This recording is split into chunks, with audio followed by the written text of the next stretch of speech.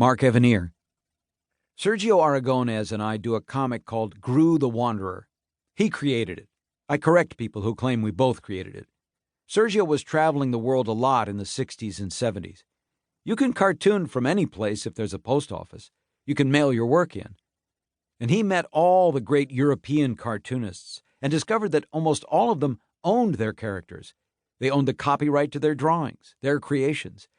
And he understood that when he worked for Mad Magazine, or when he did something for DC Comics, he did not own his own creations. And the publisher could fire him and hire somebody else to do his characters. Or they could reprint his work. They could change his work. It was a problem in the industry for a long time. You bring in your work and they grab it out of your hand saying, "Here's a check, and stop caring about it because it's ours now. We'll do what we damn well want with it." Sergio wanted his own character. He went through a couple of different failed attempts until he came up with this inept barbarian named Gru. He took it around to all the publishers in the comic book business in the United States, and they all said, "Oh, this is wonderful. We want to publish it." He said, "Well, I want to own it." And they said, "Well, in that case, we don't want to publish it." You can't own it. There were actually people in the industry who told Sergio, and I hope they were ashamed of this later that they said this, that it was not legal for an artist to own his own copyright. It had to be in the name of a corporation, they claimed. And they could not legally publish a book that was copyrighted Sergio Aragonés. And he showed them copyright pages on other comics. See, this artist owns his copyright. This artist owns his copyright.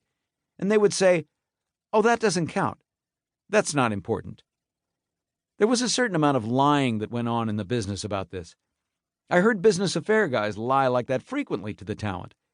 Sergio held out until he finally found a publisher who was willing to publish Gru and let him retain ownership of his own idea and his own character and control of it.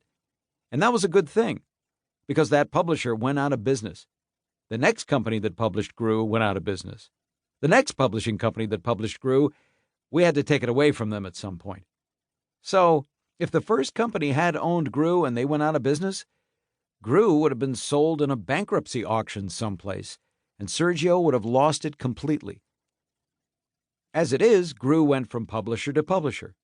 We control it. We do it together. He asked me to be his partner on it, and we've now done 87 million issues of it somehow, it feels like. We're very proud of that, and we're very proud of the comic. And I do believe that whatever merits it has, it would not have them if we didn't have the creative control of it. And you can't really get creative control of it unless you have control of the copyright. And that's the key difference. It is now possible for creators to own their own work and to control their own work.